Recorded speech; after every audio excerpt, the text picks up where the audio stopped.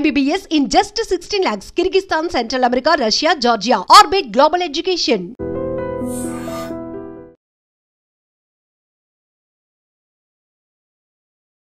నమస్కారం అండి. నా పేరు doctor Rajesh Ukkala, consultant physician at Renova hospitals. ఈరోజు మన డిస్కషను మానసిక ఒత్తిళ్ళు, నర్వస్ వీక్నెస్, యాంగ్జైటీ, డిప్రెషన్ ఇలాంటివి కవర్ చేస్తూ ఈరోజు మాట్లాడదలుచుకున్నాను. ఎందుకు ఈ టాపిక్ తీసుకురావాల్సి వస్తుందంటే, చాలా మటుకు ఇప్పుడున్న ప్రాబ్లమ్స్లో యంగ్స్టర్స్కి ఎక్కువగా ఇంపార్టెన్స్ ఇవ్వాల్సిన అవసరం వస్తుంది. యంగ్స్టర్స్ అంటే ఎవరైతే అట్ రిస్క్ ఉన్నారో, ఇప్పుడు మీరు ఫ్రీక్వెంట్గా వింటారు సోషల్ మీడియా ద్వారా, ఏంటి సడన్గా చనిపోయాడు, సడన్గా ఇట్లా అయింది, బాగానే ఉన్నాడు, రీసెంట్గా సోషల్ మీడియాలో సర్క్యులేట్ అయిందని బ్యాడ్మింటన్ ఆడుతూ కొలాప్స్ అయిపోయారు, ఆ పర్సన్ రివైవ్ కాలేదు. సో ఇలాంటివి ఎలా అవాయిడ్ చేసుకోవాలి? సో వాస్తవానికి ఒక హెల్త్ చెకప్ అనేది అవసరం. ఓకే, హెల్త్ చెకప్ చేసిన తర్వాత కూడా ఈవెన్ అవన్నీ కూడా పర్ఫెక్ట్గా ఉండి స్టిల్ ప్రాబ్లమ్స్ అనేవి రైజ్ అవుతూ వస్తున్నాయి. ఈ ప్రాబ్లమ్స్కి రైజ్ అవ్వడానికి మూల కారణం నేను గమనించింది ఏంటంటే మానసిక ఒత్తిళ్ళు. సో మానసిక ఒత్తిళ్ళు కారణంగా చాలామంది అధికంగా బ్లడ్ ప్రెషర్కి గురవడం, బ్లడ్ ప్రెషర్ని అన్నోటిస్డ్గా ఉన్నందువల్ల ఇది అనర్థాలకి దారి తీయడం, పర్టికులర్గా హార్ట్ అటాక్, బ్రెయిన్ అటాక్ రావడం అనేది జరుగుతుంది. అయితే ఇక్కడ ఒక విచిత్రం ఏంటంటే, ఇదివరకు మేము చదువుకునే రోజుల్లో బ్లడ్ ప్రెషర్ అనేది డే టైం ఎక్కువగా ఉండడం, రాత్రులు తగ్గిపోవడం అనేది సహజంగా మేము నేర్చుకున్న విద్య. అయితే ఈ మధ్యకాలంలో night time spikes of blood pressure ఎక్కువగా కనపడుతున్నాయి. సో మీరు డాక్టర్కి డే టైం వెళ్ళి పరిచయం చేసుకున్నప్పుడు అక్కడ నార్మల్ బ్లడ్ ప్రెషర్స్ రికవర్ అవ్వడం, రాత్రులు మాత్రం హై రికార్డింగ్స్ రావడం అనేది గమనించి, ఎందుకు రాత్రులు ఎక్కువగా హార్ట్ అటాక్స్కి గురవుతున్నారు, రాత్రులు ఎక్కువగా బ్రెయిన్ అటాక్కి గురవుతున్నారు గమనించినప్పుడు ఈ pattern of changes of blood ప్రెషర్ని గమనించడం జరిగింది. సో వీటికి మేజర్గా మనము స్ట్రెస్, నిద్ర లోపము, మానసిక ఒత్తిళ్ళ కింద కన్సిడర్ చేయాల్సిన అవసరం వస్తుంది. అయితే ఈ మధ్యకాలంలో బహుశా ఇన్ ద లాస్ట్ 20 years చాలామంది నైట్ టైం వర్క్ చేయడం, లేటుగా తినడం, లేటుగా పడుకోవడం, సోషల్ మీటింగ్స్ పెట్టుకోవడం, స్క్రీన్ టైం ఎక్కువగా వాడడం, ఇలాంటివన్నీ కూడా దీనికి అడిషనల్ ఫ్యాక్టర్స్గా గమనిస్తున్నాం. అయితే ఎప్పుడైతే వెస్టర్నైజేషన్ అనేది మనం యాక్సెప్ట్ చేశామో, వెస్టర్న్ టైమింగ్ ప్రకారం పనిచేస్తున్నామో, వీళ్ళందరిలో నిద్ర లోపాలే కాకుండా మానసిక ఒత్తిళ్ళు కూడా పెరుగుతున్నాయి. నేను చూస్తున్న పేషెంట్స్లో కొంతమంది ఆల్మోస్ట్ 14 to 18 hours పనిచేయడం గమనించాను. మరి వీళ్ళందరికీ కూడా విపరీతమైన స్ట్రెస్, నిద్రలోపం గురైనప్పుడు బాడీ మీద తీవ్రమైన ఒత్తిడి, ఆ కారణంగా ఈ abnormal recordings of blood pressure. And ఇక్కడ మీరు గమనించాల్సింది ఏంటంటే, బ్లడ్ ప్రెషర్కి, డయాబెటీస్కి, హై కొలెస్ట్రాల్కి కనెక్షన్ ఉంది. సో వీటిల్నే మెటబాలిక్ డిజార్డర్స్ అంటాం, ఆర్ లైఫ్ స్టైల్ డిజార్డర్స్ అంటాం. వీటి కారణంగానే చాలా ఎక్కువ మంది అనర్థాలకి సఫర్ అవుతున్నారు, పర్మనెంట్ డ్యామేజెస్కి సఫర్ అవుతున్నారు. కొన్ని ఇన్సిడెన్సెస్లో హార్ట్ అటాక్ గురై చనిపోవడం కూడా జరుగుతుంది at young age. Brain attack ఫ్రీక్వెంట్గా గమనిస్తున్నాం. ఇలాగే లాంగ్ టర్మ్గా బ్లడ్ ప్రెషర్ని కంట్రోల్ చేయనందువల్ల కిడ్నీ ఫెయిల్యూర్స్కి దారితీస్తుంది, డయాలసిస్ ఎక్కువగా అవసరం పడుతుంది. సో ఇలాంటివన్నీ అనర్థాలు రాకుండా ఉండాలంటే ప్రాపర్ అనాలిసిస్ అనేది అవసరం. ఈ ప్రాపర్ అనాలిసిస్లో ప్రథమంగా చేయాల్సింది ఏంటంటే బ్రెయిన్కి రెస్ట్ ఇవ్వడం. బ్రెయిన్కి రెస్ట్ ఇచ్చినప్పుడు మానసిక ఒత్తిళ్ళు అనేవి తగ్గుతాయి. మానసిక ఒత్తిళ్ళు తగ్గడమే కాకుండా ఇలా ఏవైతే అనర్థాల గురించి మాట్లాడానో, diabetes, hypertension, high cholesterol రాకుండా కూడా మనం బాడీని కాపాడుకోవచ్చు. ఇవన్నీ జరగాలంటే తరచుగా చెకప్ చేసుకోవాలి, తరచుగా ఎక్స్పర్ట్ని కలవాలి, మీకున్న సమస్యలను ఎక్స్ప్రెస్ చేయాలి.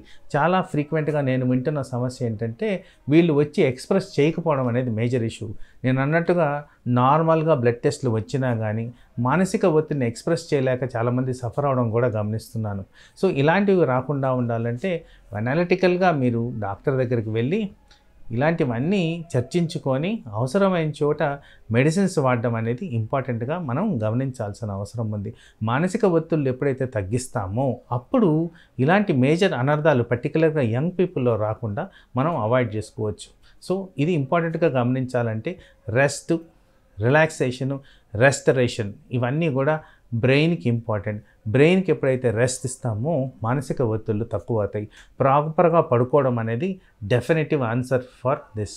అయితే ఇక్కడ మెడిటేషన్ చేయడం, రెగ్యులర్ ఎక్సర్సైజ్ చేయడం, అవసరమైన చోట డాక్టర్ ద్వారా సలహాలు సూచనలు తీసుకొని, ఇంకా అవసరమైన చోట మానసిక ఒత్తిడికి గురైనప్పుడు మానసిక స్పెషలిస్ట్ని కలిసి ట్యాబ్లెట్స్ తీసుకుంటూ ఇట్లాంటి అనర్థాలు రాకుండా కాపాడుకోవడం అనేది ముఖ్యమైన అంశం. అలా చేసిన దానివల్ల యంగ్స్టర్స్లో మేజర్ ఇష్యూస్ రాకుండా కాపాడుకోవచ్చు. Fat and fat related substances అంటే కొలెస్ట్రాల్. సో ఈ మధ్యకాలంలో సోషల్ మీడియాలో చాలా అబ్నార్మల్గా డిస్కషన్స్ అనేవి జరుగుతున్నాయి. అవి ఏంటంటే ఈ కొలెస్ట్రాల్ ఎక్కువగా ఉండడం ఇదంతా త్రాష్, ఈ కొలెస్ట్రాల్కి సంబంధించి ఏ వ్యాధులు రావు అనే ఒక అపోహ క్రియేట్ అవుతూ కనిపిస్తుంది. వాస్తవానికి కొలెస్ట్రాల్ మెటబాలిజం, కొలెస్ట్రాల్ మీద ఉన్న ఏవైతే మనకి డిజీజెస్ ఉన్నాయో ఇవన్నీ చాలా ఇంపార్టెంట్. ఎందుకంటే నేను ఎప్పుడు చెప్తున్న విధంగానే డయాబెటీస్ అనేది చాలా ప్రాబ్లమాటిక్ ఏరియా మన దేశంలో. Highest number of population diabetes వల్ల ఎఫెక్ట్ అవుతున్నారు. అండ్ ఈ డయాబెటిక్ పాపులేషన్లో highest number of people heart సంబంధించిన వ్యాధులకు గురవుతున్నారు, పర్టికులర్గా హార్ట్ అటాక్.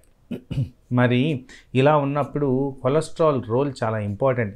ఒక ఎస్టాబ్లిష్డ్ ఫ్యాక్ట్ ఏంటంటే ఈ రక్తనాళాల్లో ఈ బ్లాకేజ్ అనేది ఏర్పడేది ప్యూర్లీ కొలెస్ట్రాల్ ద్వారా. సో ఏదైతే మేము అక్యూట్ థ్రాంబస్, అక్యూట్ బ్లాకేజ్ అంటామో, బ్రెయిన్ కానీ హార్ట్లో కానీ జరిగే ప్రక్రియ, దానివల్ల వచ్చే పక్షవాతం, దానివల్ల వచ్చే heart attack usually related to high levels of abnormal cholesterol. మరి ఇక్కడ కొలెస్ట్రాల్ గురించి అంతా నెగిటివే కాదండి. కొలెస్ట్రాల్ మన బాడీలో చాలా అవసరమైన సబ్స్టెన్స్. ఈ వ్యాక్సీ సబ్స్టెన్స్ ఏదైతే ఉంటుందో దీని ద్వారా చాలా ఎంజైమ్స్ తయారవుతాయి, చాలా హార్మోన్స్, ఏదైతే హార్మోన్స్ గురించి మాట్లాడుతుంటామో ఇవి కూడా ఆ కొలెస్ట్రాల్లోంచే తయారవుతాయి. సో కొంత ఎక్స్టెంట్కి మనకి కొలెస్ట్రాల్ అవసరం. కానీ ఎవరికైతే రిస్క్ ఉన్నదో, రిస్క్ అంటే బ్లడ్ ప్రెషర్ ఉన్నవాళ్ళు అండ్ డయాబెటీస్ ఉన్న వాళ్ళలో కంపల్సరీ కొలెస్ట్రాల్ని రెగ్యులేటెడ్ ఫ్యాషన్లో చూడాల్సిన అవసరం ఉంది. ఫర్ ఎగ్జాంపుల్ కొలెస్ట్రాల్లో టోటల్ కొలెస్ట్రాల్ అనేది ఒక సబ్స్టెన్స్ ఉంటుంది. దాన్ని 150 వరకు ఈ రిస్క్ పేషెంట్స్లో మెయింటైన్ చేయడం అనేది ఇంపార్టెంట్. అలాగే LDL cholesterol, low density cholesterol అంటాం, ఇది కూడా అరౌండ్ 100 మెయింటైన్ చేయాల్సిన అవసరం ఉంటుంది. తర్వాత గుడ్ కొలెస్ట్రాల్, హెచ్డిఎల్ కొలెస్ట్రాల్ అంటాం, ఇది 40 కన్నా ఎక్కువగా మెయింటైన్ చేయాల్సిన అవసరం ఉంటుంది. ఇవన్నీ ఇలా మెయింటైన్ చేస్తే బాడీలో ఇట్లాంటి అనర్థాలు జరగకుండా మనం కాపాడుకోవచ్చు. సో ఇక్కడ మనం రియలైజ్ కావాల్సింది ఏంటంటే అధికంగా ఉండద్దు, మరీ లోగా కూడా ఉండద్దు. Required amount of levels maintain చేస్తే మనకి ఏవైతే ఈ జీవక్రియలు ఉంటాయో బాడీలో ఇవన్నీ సమంగా జరుగుతూ హార్మోనల్ బ్యాలెన్స్ మెయింటైన్ చేయడం జరుగుతుంది. అయితే ఈ మధ్య కాలంలో ఆయిల్స్ గురించి బాగా డిబేట్ చేయడం జరుగుతుంది. ఇక్కడ ఏంటంటే ఈ రిఫైన్డ్ ఆయిల్స్ బ్యాడ్ అని తేల్చేశారు. తర్వాత గిర్నీ నుంచి వచ్చే ఆయిల్స్ బెటర్ అని కూడా చాలామంది వాడుతున్నారు. మరి వీటిల్లో వచ్చిన మేజర్ ఇష్యూ ఏంటంటే గీ. సో ఈ గీ మనం వాడొచ్చా వాడకూడదా అనేది తరచుగా క్లినికల్ ప్రాక్టీస్లో నేను గమనిస్తూ ఉన్నాను. సో ఇక్కడ ప్రతి ఒక్కరూ రియలైజ్ అవ్వాల్సింది ఏంటంటే మీ baseline reference of cholesterol అనేది చూసుకోవాలి. మీ రెఫరెన్స్ ఆఫ్ కొలెస్ట్రాల్ నేను చెప్పిన విధంగా పారామీటర్స్ అడిక్వేట్గా మెయింటైన్ అయితే అక్కడ గీ అనేది మనకి ఉపయోగపడుతుంది.